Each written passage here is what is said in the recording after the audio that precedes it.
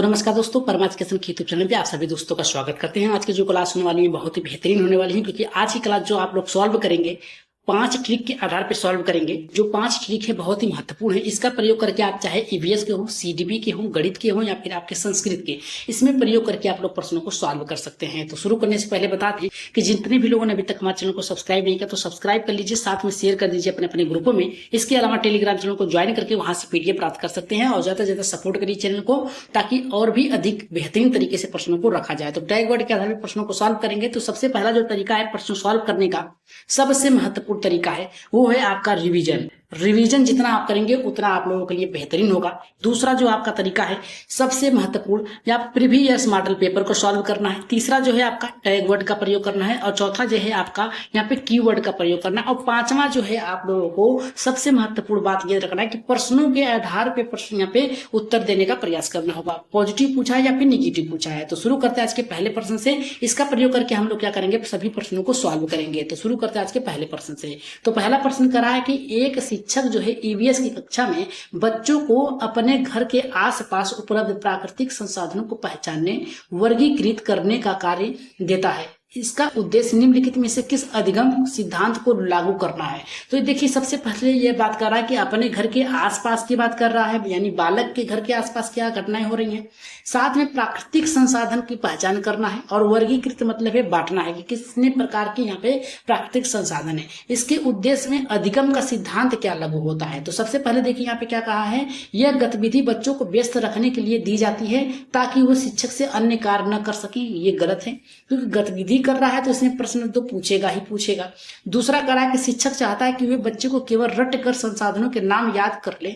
देखिए tag word का प्रयोग हुआ है केवल, और यहाँ पे आपके कीवर्ड का प्रयोग हुआ है यहाँ पे याद करने का। तो ये आपका नेगेटिव ही कट गया। तीसरा कह रहा है कि यह बच्चों को अपने वास्तविक जीवन के अनुभवों के से सीखने के लिए प्रोत्साहित करता है। एकदम सही है, तीसरा राइट आंसर होगा। चौथा कह रहा है कि इसका उद्देश्य बच्चों को पाठ्य पुस्तक से बाहर की जानकारी से दूर रखना नहीं, बाहर की जानकारी से जोड़ना है। तो आप लोगों ने देखा यहाँ पे सबसे महत्वपूर्ण बात यह है कि गतिविधि तो यहाँ पे है, व्यस्त रखने के लिए है, लेकिन यहाँ पे अन्य शिक्षक से कार्य न कर सके, न पूछ सके, इसके लिए पूछा है। तो ये गलत हो गया। दूसरे में कहा है केवल रट कर और याद करने की बात कहा है, जो कि नेगेटिव वर्ड है, ये भी आपका गलत हो गया। यहाँ पे वास्तविक जीवन के साथ जोड़कर और अनुभवों को सीखने के लिए प्रोत्साहित कर रहा है। सबसे महत्वपूर्ण बात है यहाँ पे है वास्तविक जीवन और यहाँ पे प्रोत्साहित करना। इसके आधार पे आप क्या कर सकते हैं, सभी उत्तर को यहाँ पे सही कर सकते हैं। तो राइट आंसर तीसरे का था। यहाँ पे व्याख्या क्या बताया गया और इसमें टैग वर्ड क्या है था और नेगेटिव पॉजिटिव क्या था, इसको थोड़ा सा देख लेते हैं। करा कि यह प्रक्रिया बच्चों के प्रत्यक्ष पर्यवेक्षण और स्थानीय अनुभवों के माध्यम से सीखने के लिए प्रेरित करता है। पॉजिटिव जो यहाँ पे टैग वर्ड था अनुभवात्मक अधिगम था, वास्तविक जीवन से अधिगम के साथ था। और नेगेटिव उसमें पहचान क्या थी आपके, रटना अधिगम और साथ में शिक्षक केंद्रित। यहाँ पे शिक्षक केंद्रित नहीं होकर बाल केंद्रित होना चाहिए, इतना याद रखिएगा। अगर हम यहाँ पे दूसरे प्रश्न की बात करें, अगर क्लास बेहतर लग रही तो एक बार लाइक शेयर सब्सक्राइब जरूर करिएगा और चैनल को ज्यादा से ज्यादा अपने ग्रुपों में शेयर करिए। दूसरा करा कि ईवीएस के अध्यापन में एकीकृत पद्धति मतलब सभी को जोड़कर उपयोग क्यों महत्वपूर्ण माना जाता है, सभी को एक साथ लेके चलने को उपयोगी क्यों महत्वपूर्ण माना गया है। तो पहला यहाँ पे करा क्योंकि इससे केवल विज्ञान विषय की जानकारी दी जाती है। केवल शब्द दिया है, तुरंत काट दीजिए। दूसरा कह रहा है कि क्योंकि यह केवल पाठ्यपुस्तक सीमाओं तक सीमित रहती है, फिर केवल शब्द दिया है, साथ में पाठ्यपुस्तक सीमाओं तक ही, केवल पाठ्यपुस्तक तक ही सीमित रखा है। नहीं, एकीकृत का मतलब होता है सभी को लेके साथ में चलना। क्योंकि ये विभिन्न की बात कर दिया है, सभी को जोड़कर बच्चों के समग्र विकास की बात कर रहा है। एकदम राइट आंसर होगा आपका तीसरा आपका राइट आंसर होगा। चौथा हमारा करा है क्योंकि इससे परीक्षा की तैयारी आसानी हो जाती है। नहीं, यहाँ पे बात क्या है, एकीकृत पद्धति की बात किया है, क्यों उपयोगी है। तो राइट आंसर आपका तीसरा सही होगा। इसकी व्याख्या क्या है और टैग वर्ड की पहचान क्या थी इसमें, उसको देख लेते हैं। कह रहा है कि एकीकृत दृष्टिकोण भाषा, गणित, सामाजिक विज्ञान आदि। देखिए इसमें अगर पूछेगा कि एकीकृत में कौन कौन से विषय आते हैं, तो सबसे पहले भाषा विज्ञान आ जाएगा, फिर गणित आ जाएगा, सामाजिक विज्ञान आ जाएगा और अधिक विषयों को ईवीएस से समाहित करके जिससे व्यापक बच्चे अधिक रूप से विकास हो सके, आप ही सीख सके। अब यहाँ पे पॉजिटिव जो था, यहाँ पे अंतर विषयिकता थी, यानी एक साथ जोड़कर समग्र अधिगम था। लेकिन अगर वहीं पे नेगेटिव वर्ड की बात करें, पृथक विषय की शिक्षण देनी, यानी अलग अलग विषयों की देनी नहीं, जोड़कर देने की बात करी थी। अगर हम बात करें तीसरे प्रश्न की, जो कि बहुत ही महत्वपूर्ण कर रहा है, ईवीएस की शिक्षण में स्थानीय परिवेश यानी लोकल, यहाँ पे कंटेक्स्ट की बात कर रहा है, को शामिल करने का मुख्य उद्देश्य क्या है। लोकल की बात कर रहा है, मतलब उसके स्थानीय, उसके आसपास की बात कर रहा है, गांवी एरिया की बात कर रहा है। तो पहला कर रहा है कि ताकि शिक्षक को अधिक मेहनत न करनी पड़ी, नहीं। दूसरा करा है बच्चों के अपने परिवेश से जुड़ाव और अनुभव आधारित अधिगम को बढ़ावा देना चाहिए। तीसरा करा है कि बच्चों को एक जैसे उदाहरण से पढ़ाना चाहिए, नहीं।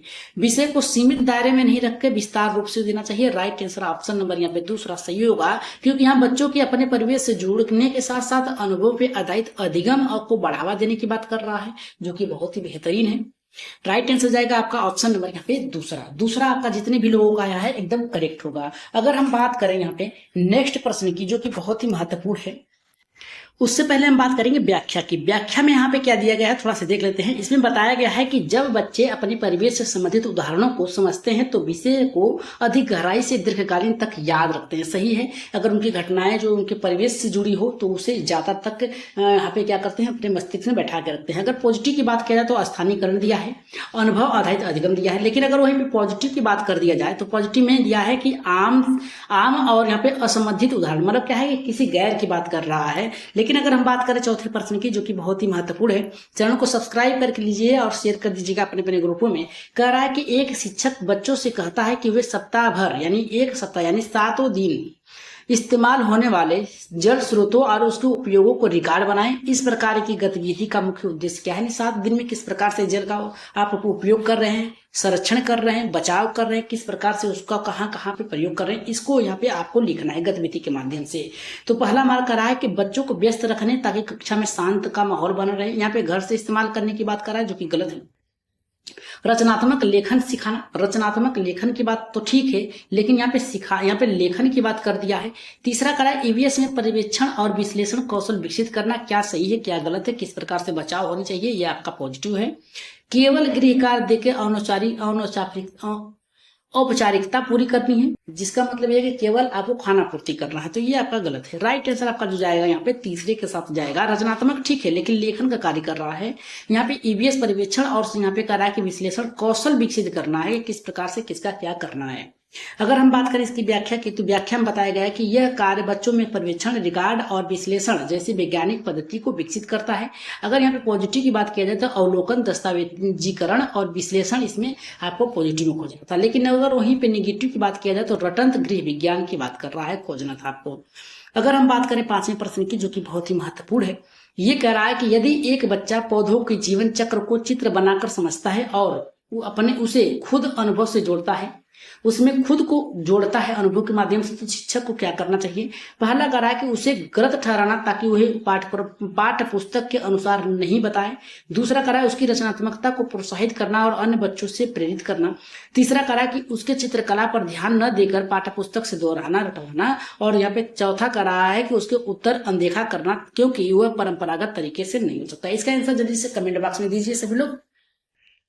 तो सबसे पहले अगर हम पॉजिटिव की बात करें या फिर नेगेटिव की, तो यहाँ पे गलत ठहराना ताकि पाठ्य पुस्तक के अनुसार गलत यहाँ पे बताया जाए, ये तो आपका गलत है। दूसरा हमारा देखिए यहाँ पे क्या कर रहा है कि उसे रचनात्मकता प्रोत्साहित करना और अन्य बच्चों से प्रेरित करना, किस प्रकार से सीखना है, तो ये तो आपका पॉजिटिव है। कर रहा है यहाँ पे उसकी चित्रकला पर ध्यान न देकर, क्यों नहीं देंगे भाई, चित्रकला पर ध्यान देकर पाठ्यपुस्तक को दोबारा से रटवाना आपका नेगेटिव है, काट दीजिए। उसे उत्तर को अनदेखा करना चाहिए ताकि परंपरागत तरीके से नहीं है, गलत है। राइट आंसर ऑप्शन नंबर यहाँ पे जितने लोगों का आया है यहाँ पे दूसरा एकदम करेक्ट होगा। अगर व्याख्या की बात करें तो व्याख्या में देखिए बताया गया है कि ईवीएस में रचनात्मकता, विश्लेषणात्मक सोच और व्यक्तिगत जुड़ाव को प्रोत्साहित देना महत्वपूर्ण होता है। अगर पॉजिटिव की बात किया जाए तो रचनात्मकता, व्यक्तित्व भिन्नता, ये अभिव्यक्ति होनी चाहिए। और यहाँ पे नेगेटिव की अगर पूछे तो परंपरागत और रटंत प्रणाली को आपको ढूंढना था। अगर हम बात करें यहाँ पे प्रश्न के छठे के, जो कि बहुत ही महत्वपूर्ण है, ये करा कि जब एक शिक्षक बच्चों को जंगल में रहने वाले समुदायों की जीवन शैली के बारे में वीडियो दिखाता है तो उस पर चर्चा करता है, तो किस प्रकार की यहाँ पे शिक्षण नीति होती है। तो सबसे महत्वपूर्ण बात यह है कि आप अलग जो समाज है, जैसे आपके समाज से कटा हुआ है, जैसे मान लीजिए आदिवासी हो गए जो जंगलों में रहते हैं, उनके बारे में अगर वीडियो दिखाया जा रहा है, किस प्रकार से रहन सहन, उनका परिवेश किस प्रकार से है, तो ये किस प्रकार की शिक्षण रणनीतियां हैं। तो पहला करा कि एक पक्षी व्याख्यान पर आधारित पद्धति है। दूसरा करा बाल केंद्रित दृश्य आधारित सहभागितापूर्ण शिक्षण है। तीसरा करा कि केवल मनोरंजन उद्देश्य के कार्य के लिए होना चाहिए। चौथा करा कि असंगत गतिविधि, क्योंकि यह परीक्षा में अंक नहीं मिलते हैं। तो सबसे पहले अगर टैग वर्ड का प्रयोग करें तो एक पक्षी नहीं है, ये बहुपक्षी है। व्याख्यान देने की बात करा है जो कि 6 से लेकर 8 तक के बालकों के लिए है, जो कि आपका गलत है। दूसरा करा बाल केंद्रित दृश्य आधारित सहभागिता का, यहाँ पे शिक्षण की बात कर रहा है, जो कि आपका पॉजिटिव है। तीसरा करा कि केवल शब्द दिया है, नेगेटिव है, काट दीजिए तुरंत। चौथा करा असंगत गतिविधि, क्योंकि इसमें परीक्षा में अंक नहीं ला सकते, ये भी गलत है।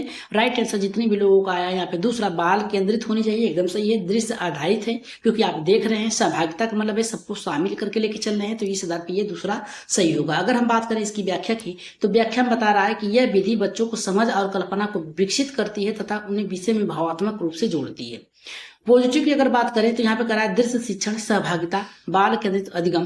और नेगेटिव की अगर बात करें तो निष्कृत व्याख्यान, केवल अंक आधारित सोच है। राइट आंसर यहाँ पे जो गया था आपका दूसरे के साथ गया था। अगर हम बात करें 7वें प्रश्न की, तो 7वां करा है कि ईवीएस में सतत मतलब होता है लगातार, याद रखिएगा। व्यापक मतलब होता है के उपरांत, यानी मूल्यांकन की, यानी विषय के उपरांत। सतत का मतलब इतना याद रखिएगा, आप पढ़ा रहे हैं तुरंत ही पेपर ले लिए। और व्यापक का मतलब होता है सभी सब्जेक्ट को खत्म करके आप एग्जाम ले रहे हैं। सीसीई पर लागू करने का वास्तविक उद्देश्य क्या है? तो पहला करा कि केवल रिपोर्ट तैयार करना। दूसरा करा बच्चों को समग्र प्रगति निरंतर ट्रैक करना और फीडबैक देना। तीसरा करा कि परीक्षा से पहले बच्चों को डराना। तो चौथा करा है यहाँ पे कि केवल स्कूल की औपचारिकता को निभाना। तो यहाँ पे देखिए सबसे महत्वपूर्ण यहाँ पे केवल शब्द दिया है, डराना शब्द दिया है, केवल शब्द दिया है, और केवल औपचारिकता पूरी करने की बात करा है, जो कि गलत है। ये तीनों गलत है। तो राइट आंसर आपका बचा कौन सा? दूसरा। अगर क्लास बेहतर लग रही तो सब्सक्राइब कर लीजिएगा, शेयर कर दीजिएगा, टेलीग्राम चैनल को ज्वाइन करके वहां से आप लोग पीडीएफ प्राप्त कर सकते हैं, या फिर व्हाट्सएप ग्रुप में जुड़कर आप वहां से भी पीडीएफ प्राप्त कर सकते हैं। तो यहाँ पे करा सीसीई बच्चों के व्यवहार, ज्ञान, कौशल और दृष्टिकोण का सतत मूल्यांकन करता है, जिसमें सुधार के लिए मार्गदर्शक मिलता है। पॉजिटिव के लिए हम बात करें सतत मूल्यांकन और सुधारात्मक फीडबैक। और नेगेटिव की अगर आपको खोजना है तो केवल अंक पर आधारित हो, ये आपको नेगेटिव मिलेगा। अगर हम बात करें 8वें प्रश्न की, तो करा एक शिक्षक ने बच्चों से कहा कि वे अपने मोहल्ले पे साफ सफाई, जल निकासी और कचरा प्रबंधन की व्यवस्था का अध्ययन करें और चित्रों सहित रिपोर्ट बनाएं। किस प्रकार के अधिगम को बढ़ावा दे रहा है? केवल सुंदरीकरण के लिए, गलत है। केवल याद करने के लिए, गलत है। पर्यावरण जागरूकता और अवलोकन के प्रस्तुतिकरण के लिए, एकदम सही है, पॉजिटिव है। यहाँ पे समय व्यस्त करने की रणनीति व्यतीत करने की नहीं होगी समय, यहाँ पे इसके लिए आपको अवलोकन करना है, पर्यावरणीय जागरूकता पर ध्यान देना है। तो राइट आंसर ऑप्शन नंबर यहाँ पे तीसरा, जितनी भी लोगों का आया एकदम सही होगा। अगर व्याख्या की बात करें तो जो कि बहुत ही महत्वपूर्ण है, करा कि यह गतिविधि बच्चों में सामाजिक और पर्यावरणीय समझ के साथ साथ प्रस्तुत कौशल को, रचनात्मकता और भी विकास करती है। पॉजिटिव आपको क्या खोजना था इस प्रश्न में? तो आपको पर्यावरणीय जागरूकता और रिपोर्ट पर लेखन, बाल केंद्रित सहभागिता होनी चाहिए। नेगेटिव दिया है कि निष्क्रिय रटन पर कार्य होनी चाहिए, ये आपके नेगेटिव हैं। अगर 9वें प्रश्न की बात करें, जो कि बहुत ही महत्वपूर्ण है, करा कि बच्चों को जल बचाओ पोस्टर बनाने के लिए ईवीएस शिक्षण में किस प्रकार की पद्धति का उदाहरण है? तो पहला करा दृश्यात्मक और संप्रेषण आधारित अधिगम। दूसरा करा पाठ्य पुस्तक पर आधारित निर्जीव अधिगम, ये तो आपका गलत है। केवल कला शिक्षण आधारित, केवल शब्द दिया है, ये भी गलत है। असंबंधित, देखिए असंबंधित नहीं है, संबंधित है जल से। समय बर्बाद करने की रणनीतियां, ये भी गलत है। इस आधार पर राइट आंसर जो जाएगा आपका पहले के साथ जाएगा। अगर हम बात करें इसकी व्याख्या की, तो व्याख्या में ये बताया गया है कि जब बच्चे पोस्टर बनाते हैं और विषय पे रचनात्मक ढंग से समझते हैं तो दूसरों को समझाते हैं, जिसे सीखने में प्रभावशाली होता है। पॉजिटिव में रचनात्मकता, अभिव्यक्ति, विषय संप्रेषण खोजना था। अगर नेगेटिव पूछता तो आपको केवल और औपचारिकता खोजनी थी। राइट आंसर आपका ए के साथ गया था, यानी पहले के साथ जाएगा। अगर 10वें प्रश्न की बात करें, तो 10वां करा है कि ईवीएस की कक्षा में एक शिक्षक बच्चों पर निर्देश देता है कि अपने घरों पर उपयोग होने वाले ऊर्जा स्रोतों की सूचना बनाए और ये देखे कि कौन सा स्रोत अक्षय, यानी यहाँ पे रिन्यूएबल, जो फिर से दोबारा से उपयोग में ला जा सकता है, कौन सी नहीं है। गतिविधि में उद्देश्य क्या है? पहला करा केवल ईवीएस की कक्षा में गृह कार्य देना, जो कि आपका गलत है। बच्चों को विज्ञान के विषय से जोड़ना, ये भी गलत है, क्योंकि यहाँ पे देखिए आपका नेगेटिव पूछा है, याद रखिएगा, नेगेटिव पूछा तो नेगेटिव आपको खोजना है। करा ऊर्जा स्रोतों को पहचान और पर्यावरणीय प्रभाव को समझने की क्षमता को विकसित करना, यही आपका राइट आंसर होगा तीसरा। क्योंकि यहाँ पे कौन कौन सा नहीं है, पहला नहीं होगा, तीसरा नहीं होगा, रिन्यूअल और बच्चों को केवल रखना, ये भी नहीं होगा। राइट आंसर ऑप्शन नंबर तीसरा सही है, क्योंकि यहाँ पे निर्देश अपने उपयोग ऊर्जा स्रोतों की सूची बनानी थी कि कौन सा नहीं है। तो यहाँ पे देखिए क्या कर रहा है, यहाँ पे कह रहा है कि ये गतिविधि छात्रों को ऊर्जा स्रोतों के प्रकार और उसके दीर्घकालीन प्रभाव को व्यवहारिक रूप से समझने में सहायता करती है। पॉजिटिव अगर टैगवर्ड की बात करें तो अक्षय ऊर्जा, वास्तविक जीवन, परियोजना, यहाँ पे पर्यावरणीय चेतना होनी चाहिए, रटंत अभ्यास होनी चाहिए, इतना याद रखिएगा। अगर हम बात करें यहाँ पे 11वें प्रश्न की, तो इसमें कह रहा है कि एक शिक्षण ईवीएस पढ़ाते समय बच्चों को कूड़ा कचरा आधारित एक समूह नाटक, यहाँ पे स्किट की बात कर रहा है, जो कि यहाँ पे करने के लिए गतिविधि का मुख्य उद्देश्य क्या होगा। तो पहला कह रहा है कि कक्षा समय काटना, कक्षा में समय नहीं काटना है, नाटक के माध्यम से बच्चों के विषय से जुड़ना और उसकी जागरूकता को बढ़ावा देना, एकदम सही होगा, पॉजिटिव है। बच्चों को मंच पर बोलने की अभ्यास जो है आप उसी कार्य में करा सकते हैं। कला का शिक्षण यहाँ पे तरह से ईवीएस को बनाना नहीं, इसका राइट आंसर जो सबसे पॉजिटिव है आपका, यहाँ पे नाटक के माध्यम से बच्चों को विषय से जोड़ना है। व्याख्या की बात करें तो ये बच्चों के सामाजिक समस्या पर संवेदनशीलता क्षमता विकसित और यहाँ पे पर्यावरणीय जिम्मेदारी विकसित करता है। लेकिन पॉजिटिव की अगर बात करें तो सामाजिक संदर्भ, सहयोगात्मक अधिगम, अभिव्यक्ति खोजना था। नेगेटिव अगर पूछता तो यहाँ पे मनोरंजन प्रधान सोच खोजना था। अगर हम बात करें 12वें प्रश्न की, एक बार चैनल को सब्सक्राइब कर लीजिए, सभी लोगों से निवेदन है, साथ में शेयर कर दीजिए अपने अपने ग्रुपों में, ताकि अधिक से अधिक लोग हमारे चैनल से जुड़ सके। टेलीग्राम चैनल को ज्वाइन कर लीजिएगा, वहां से आप लोगों को पीडीएफ मिल जाएगा, किसी भी प्रकार की चाहिए आप लोगों को पीडीएफ तो व्हाट्सएप से भी जुड़ सकते हैं। तो यहाँ पे देखिए 12 का करा कि ईवीएस कक्षा के शिक्षक को बच्चों को विभिन्न प्रकार की पक्षियों के चित्र दिखाते हैं, उसमें उसकी यहाँ पे चोंच, पंजे और रहने के स्थान की चर्चा करते हैं। किस प्रकार के अधिगम की यहाँ पे उदाहरण दे रहा है। पहला करा कि केवल सूत्रों पे सजा, देखिए केवल शब्द दिया है, तुरंत काटिएगा। दृश्य श्रव्य सामग्री के माध्यम से अवलोकन तुलनात्मक कौशल को विकसित करना, क्योंकि दोनों यहाँ पे किस प्रकार से चिड़िया है, उसके कार्य क्या है, उसके घोंसले कौन कौन से यहाँ पे बांटने की बात कर रहा है। तो राइट आंसर यहाँ पे आपका दूसरे का सजेगा। लेकिन तीसरा करा है कि समय बताने का एक साधन है, गलत है। बच्चों को चित्रकारी सिखाने की परियोजना है, गलत है। राइट आंसर यहाँ पे दूसरे का सजेगा। अगर हम बात करें इसकी व्याख्या की, तो कह रहा है कि यह पद्धति बच्चों में अवलोकन शक्ति, वर्गीकरण और जीवों की विशेषता के लिए समझ बढ़ाती है। और लोकन खोजना था पॉजिटिव में, तुलना खोजना था, विश्लेषण खोजना था। अगर नेगेटिव की बात करें तो सजावट आधारित शिक्षण खोजना था। अगर हम बात करें 13वें प्रश्न की, तो इसमें बताया गया कि ईवीएस की पाठ योजना बनाते समय शिक्षक को सबसे पहले निम्नलिखित में से किस बात पर ध्यान देना चाहिए। कह रहा है कि पाठ्य पुस्तक में दिए गए प्रश्नों की संख्या पर। दूसरा, मूल्यांकन में आने वाले यहाँ पे संभावित प्रश्न के। तीसरा, कह रहा है बच्चों की पूर्व जानकारी और स्थायी अनुभव पर। चौथा, कह रहा है कक्षा में उपलब्ध स्मार्ट बोर्ड पे। तो इसका राइट आंसर देखिए सिंपल सा इसका राइट आंसर है, जो कि आपका है बच्चों के पूर्व जानकारी के साथ जोड़कर अनुभव को यहाँ पे बताना था। राइट आंसर आपका यहाँ पे तीसरे के साथ जाएगा। अगर हम बात करें व्याख्या की, तो व्याख्या में ये बताया है कि प्रभावी शिक्षण के लिए एक शिक्षक को बच्चे के पूर्व ज्ञान, स्थानीय अनुभव और यहाँ पे सामाजिक भौगोलिक संदर्भ में याद रखने की आवश्यकता है। पॉजिटिव अगर पूछता तो पॉजिटिव पूछा है तो पूर्व ज्ञान, स्थानीय संदर्भ, बाल केंद्रित। लेकिन अगर वहीं पे नेगेटिव पूछता तो उपकरण आधारित यहाँ पे योजना होनी चाहिए। अगर हम बात करें आज की क्लास की 14वां प्रश्न, जिसका आंसर आप लोग खुद देंगे, इसके बाद हम प्रश्न पे आगे बढ़ेंगे। करा ईवीएस में समस्या आधारित शिक्षण या प्रॉब्लम बेस्ड लर्निंग जो है, इसका उपयोग उदाहरण में कौन सा है। करा बच्चों को पानी की समस्या से विचार करने और संसाधन प्रस्तुत करने के कहना। छात्रों को एक पन्ना रटवाना, गलत है। छात्रों को अधिक यहाँ पे तैयारी करवाना, ये भी गलत है। बच्चों को खाली यहाँ पे पृष्ठ भरवाना, गलत है। राइट आंसर जो जाएगा आपका पहले के साथ जाएगा, 14 का सही होगा। इसका आंसर तो दे दिए हम, लेकिन इसकी जो व्याख्या है उसको आप लोग खुद बताइएगा कि किस प्रकार से ये सही किया है।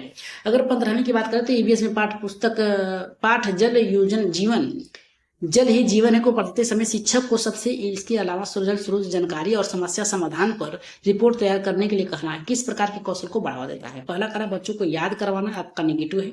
केवल सुंदर लेखन, ये भी आपका गलत है। वास्तविक जीवन के समस्याओं को विश्लेषण और प्रस्तुत करने के लिए कहना सही है।